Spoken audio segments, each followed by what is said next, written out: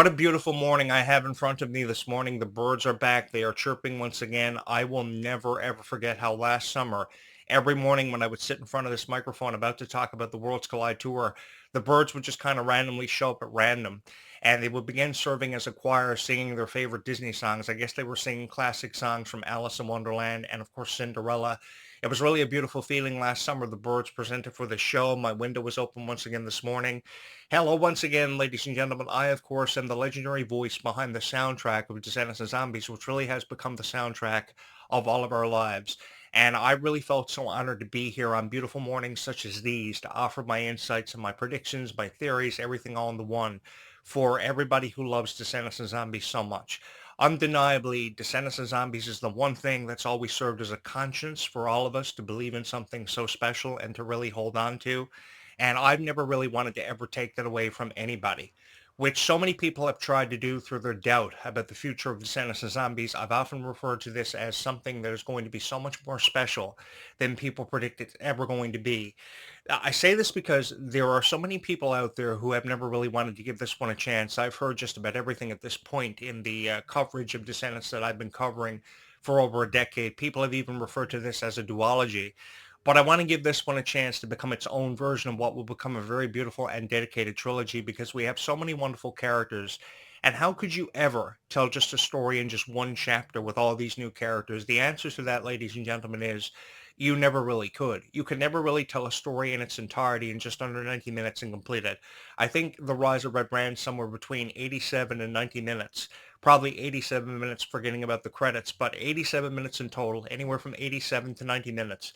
And I always held on to this belief that you could never really fully tell a story and complete it because there was always an opportunity to write a new chapter, especially for characters like Ruby Rose Turner, who not only had an appreciation for how she could bring the young Queen of Hearts Bridget to life and tell her story, but how she appreciated all these forgotten characters.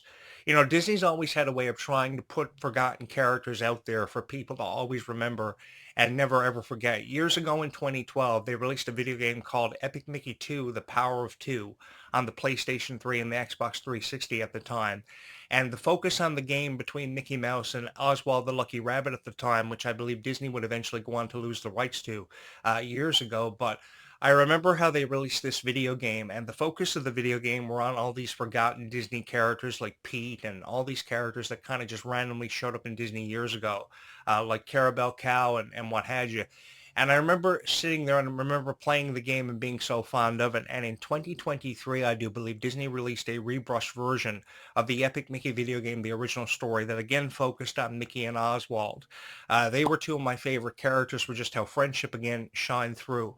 And I really appreciated this reoccurring theme that Disney has always had about valuing friendship and really holding on to it. We saw Rapunzel, we saw Elsa and Anna really value friendship from shows like Tangled and Frozen that made people feel closer to something really for the first time ever. Rapunzel would go on. You see her there on my wall of nostalgic characters from Disney. You'll always see Rapunzel there and people like Ariel and Aurora because I've always had this appreciation that I've often carried with me and very proudly put on display for Disney princesses, while others may have never really wanted to give the princesses stories much of a chance and how they would find true love, fall in love with the person they could see themselves really spending the rest of their life with, like of course Milo Manheim and Meg Donnelly did for the characters Ed and Addison because they fit so perfectly together, and that's why they've gone on to be referred to as the power couple of this generation. And I think the exemplification of friendship for Red, Chloe, and Bridget was something really special. There was always something so special about that trio.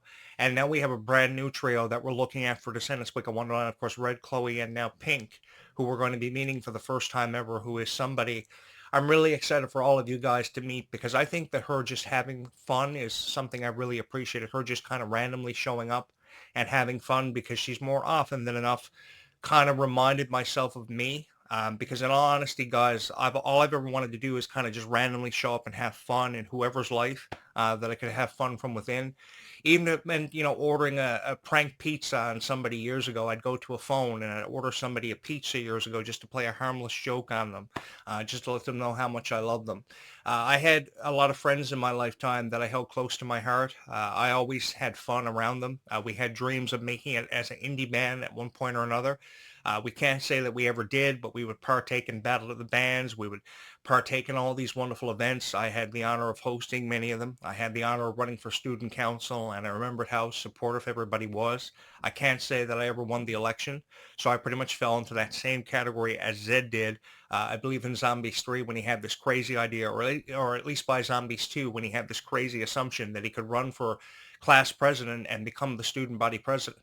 He may have never won the election, but he took away a greater appreciation for what life truly meant for zombies and how he just wanted the better life quality for zombies. And he always had the love and support of people like Meg Donnelly's character Addison, who just saw the good in him every single time because they had that song, Exceptional Zed. And I really do believe that if I was a character in either Descendants or Zombies, I would have loved to have had a dance number or a song, a single, kind of like that.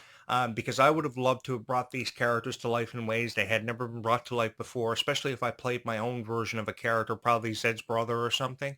Because we've often seen brotherhood kind of come to the forefront in shows like The Vampire Diaries and True Blood and face their fair share of challenges along the way. And I always envisioned myself of being, say, Zed's brother or somebody really special to the cast.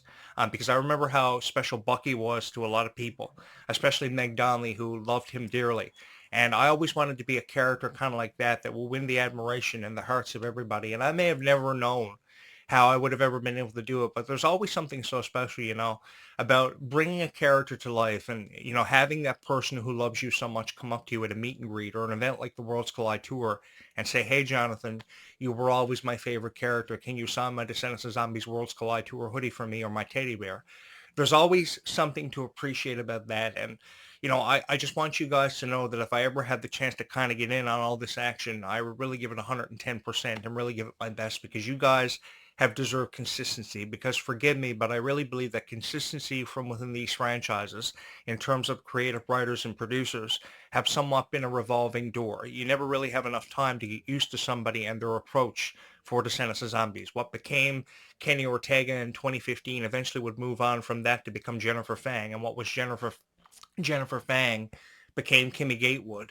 And we've seen really a revolving door for these people. We went from Kenny Ortega to Jennifer Fang to eventually what became Kimmy Gatewood. And I would have loved to have been somebody who would have demonstrated tremendous consistency and had the chance to get down and, understand these characters the way that they were always meant to be understood, but not only just understood, but appreciated more often than enough because there's a certain appreciation that you have to have for your cast and this undeniable chemistry that often surrounds you because I've heard people refer to this as a summer camp. And the thing is, it's almost like attending summer camp because once production wraps, you have no idea if you're ever going to see your friends again. So it's kind of like how many of us are graduating high school for the first time ever this year. We're saying goodbye to our friends and we may never really know if we're ever going to see them again. And when we see them 10, 15 years after this fact, there's no greater feeling in the world to have the chance to reconnect with them. But trust me, even though you may not know what your life has in store, that's one of the most beautiful things about everybody's future is never knowing to see what life has in store. And then when you have the chance to reconnect with people along the way, you realize that things were just meant to happen and you were always meant to be friends. And I think the chance to reconnect with these stars never really happens a lot. We see them kind of reconnect sometimes, but it never really happens quite often on the set of brand new shows. I know that Dove Cameron's had the chance to kind of reconnect with people over the years and over time. Maybe not in the same way Descendants allowed her to kind of connect and reconnect with people like she did with Sophia or someone like Yvonne Joglia from Victoria's fame. But she's been able to reconnect, and I've really found time in appreciating what Dove Cameron has brought to the set of every show or every movie she's ever been a part of, really every project.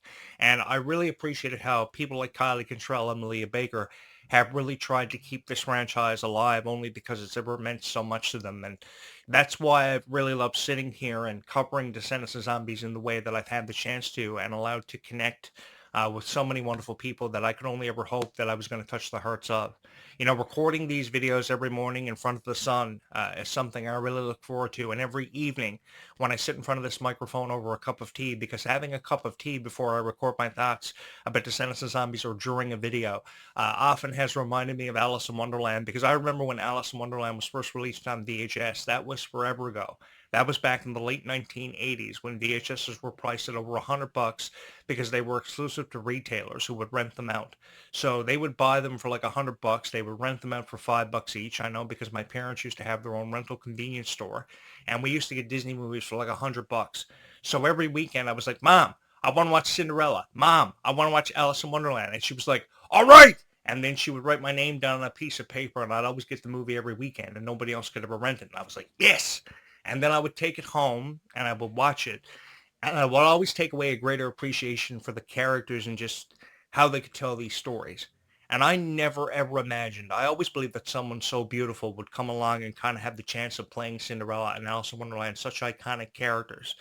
But I never imagined somebody as beautiful as Kylie Cantrell would have ever had the chance to bring a character like Princess Red to life in the way that she did, or a character from Cinderella would have been played as phenomenally and as emphatically as what Malia Baker always had the chance to. I was always a big fan of Are You Afraid of the Dark too?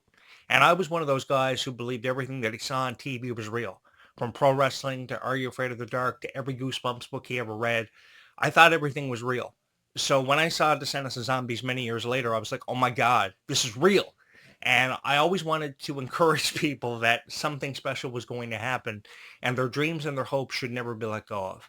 Because all I've ever wanted you guys to have the chance to experience is something really special in music, in storylines, in scripts. Because the way you bring a story to life sometimes is through music, because I've always believed that music has this way of healing everybody and bringing people that much closer together, because oftentimes when the emotions are too high to express, they rely on music. They did it with Wicked. They've done it for Wicked for over at least 2 years, and Wicked would hold a very special place in our heart for over 2 years because of the story of how two people just became the best of friends, and they really held on to that belief that they were going to be friends for forever. And the thing about fairy tale characters are they present more of a chance than ever before for people to remain friends for forever, to kind of fall in love and remain the best of friends for forever, even if true love never really works out for them. Even if true love never really works out, they often remain the best of friends because they want what's best for each other. And we saw that with Belle and Beast. We saw that with Aladdin and Jasmine. We saw that with Prince Philip and Aurora. We've seen that with so many wonderful people. And true love, more often than enough, the cool thing always was, true love would always find a way of shining through by the light of the moon, by the beautiful seas, over seas and mountains. True love would always have a way of shining through, which made these stories so fun to talk about and really experience for a guy like me. I grew up in the late 1980s and early 1990s, and I saw some of the best characters often be created, some of the best people come and go. I remember sitting at a local theater and watching Dennis the Menace for the first time back on June 25th, 1993. That was my first ever movie. Since then, I would go on to see everything from Casper the Friendly Ghost to the Flintstones to Scooby-Dooby-Doo. I would see them all come to life, and you really haven't lived until you see Spider-Man come to life or Scooby-Doo come to life for the first time ever. I can't even begin to tell you guys how many times my mom had me doing a Scooby-Doo impression for all of her friends or people that I knew, more often than enough, because I could do the Scooby-Doo impression better than anybody ever could. And there's probably some girl out there this morning saying, hey, Jonathan Clarke, do your best Scooby-Doo impression for me. Please don't ask me to do that. But I really loved intimidating, impersonating, if anything, Scooby-Doo, and really always taking something special away from having this dream of driving the Scooby-Doo van maybe, or jumping down through a manhole and having pizza with four crime-fighting Ninja Turtles who knew Kung Fu. There was always something to appreciate about the pressures of working at a noodle shop and studying the art of Kung Fu in the way of Po from Kung Fu Panda, because it's always been on like Donkey Kong for me. I really don't know, but I've always appreciated these moments that I've had the chance to share in with all of you and to really see these wonderful characters created. And that's what's made this content forever original, forever special. I've often wanted them to opt out of the pocket watch and switch it up to a locket, because I really do believe that a locket really has something to appreciate. And again, this morning, I'm suffering from a zombie infection.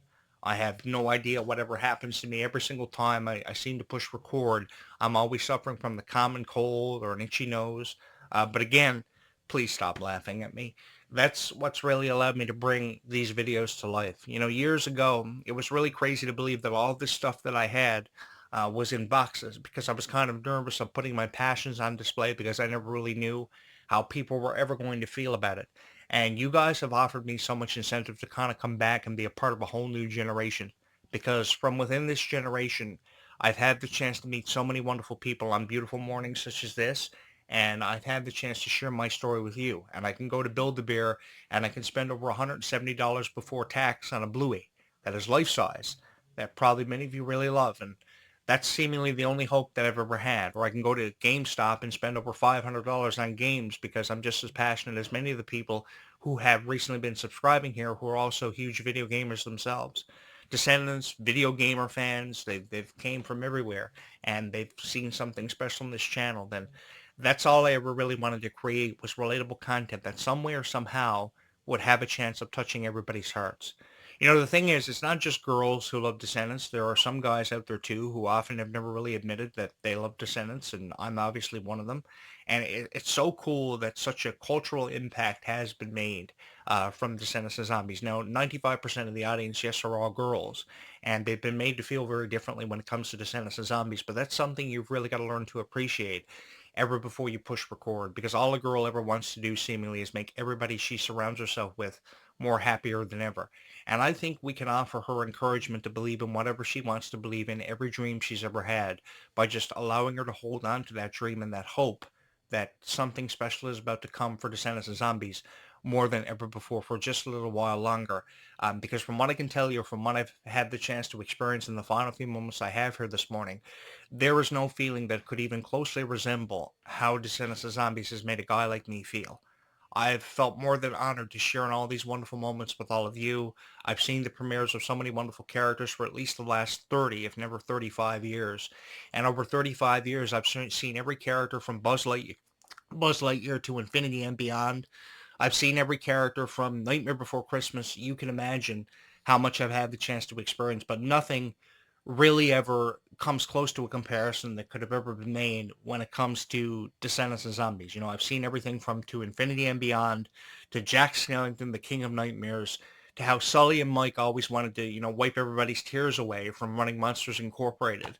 I've seen and I've heard it all. I saw how Merlin wanted to save his son Nemo, the only son that he had left, after a shark, I do believe, invaded his home. And he loved his one son that much that he did everything in his power to find Nemo. And Finding Nemo went on to become a crazy story about this father who just sacrificed everything, really life over limb, to reunite with his son, which eventually became Finding Dory. But when we talk about original content, Finding Nemo really falls into that category again about how much friendship and really true love means to one person and how they will sacrifice everything, even if it means meeting 150-year-old turtles who believe that being 150 years old is really cool. 150, dude! Or something really crazy like that, meeting these crazy seagulls and sharks that attend anger management. There's just something so special. So when we think about mermaids, entering zombies for the first time ever, there is so much of a chance to explore this story more than ever before because underneath the sea, there is such a magical world for all of us to explore. And mermaid stories, I may be the only guy on YouTube who's ever felt this way, but mermaid stories have forever been magical. And I really just enjoyed reading them. I really enjoyed watching them. I love seeing the live action Little Mermaid. Of course, Haley Bailey did a wonderful job despite all the criticism she received. I remember watching the original classic and I remember watching the live action and always being there to appreciate it and always taking away something so special. And thank you so much for allowing me to be a part of your worlds and your stories for this long and hopefully for a little while longer as I try my best to hopefully keep these stories and these hopes and these dreams alive for more people than ever before as we turn our focus now to Wake Up Wonderland and the upcoming Worlds Collide Tour Leg 2, Partition 2, which will kick off on September 25th. So we have July 16th through 17th. We have Zombies 5 in 2027, the summer of that year. And we have the Worlds Collide Tour Partition 2 kicking off on September 25th and running through right up until Christmas, December 13th, just 11 days before Christmas. So that is going to be a hot commodity this Christmas. It's going to be Grand Theft Auto 6, which is $130, and then you have to buy this hard drive to install it because it's like 667 gigabytes, and it's like, oh my God! It's either Grand Theft Auto 6 or tickets to the Worlds Collide Tour. So whatever you choose, I hope you have a wonderful time. And of course, I will have more to say on just how pop culture is always evolving and more to say on Descendants of Zombies and their futures coming up tonight just for sunset, which is a conversation that I can only ever hope that you are going to join me for because I don't promote these videos. The reason why I don't promote these videos is because I leave it up to you to find these videos because when you find these videos by doing YouTube searches or they're recommended to you, that's what makes discovering these videos so much more special because you're like, oh my God, Descendants of Zombies for the rest of my life. And you do have a guy who will upload videos for you about Descendants of Zombies for what has become the rest of his life.